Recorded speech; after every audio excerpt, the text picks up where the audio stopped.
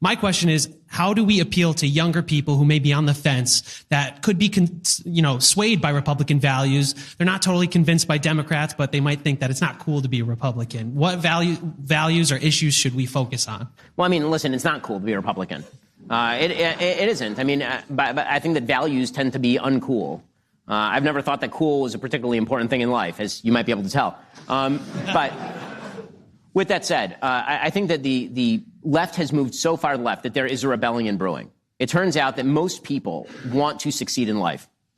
Most people want to thrive. Most people, at least in the United States, wish to be lions. There's a matrix that I've been working on for a while, kind of in my own head, about, everybody sort of has their version of, there are two kinds of people, right? But here's one of those two kinds of people, oversimplifications. There's two kinds of people. There are lions and there are scavengers. There are people who actually want to go out and they want to achieve. They want to build community. They want to build family. They want to innovate. They want to be entrepreneurial. They want to work a job. They want to grab control of their own life and make the best of that life, provide for their family, be warriors on behalf of their civilization. I think that's still most Americans, because America was built on that. And then there are scavengers. There are people who truly believe that everything is owed to them, and that the system in which they live needs to be torn away at, and it's a bad system, and it needs to be dissolved, or at least needs to be wounded. And I think the left preys on that. I think the left preys on this anger against the system. But the reality is that there is no hope in that.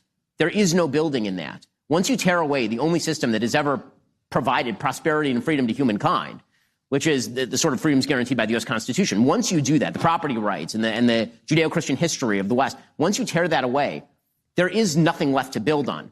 And so when you say to people, listen, I'm not here to give you a handout. I'm not here to structure your life for you. I'm not here to make decisions about every little area of how you ought to live. What I am here to do is tell you, get off your ass, work, and you'll succeed in America.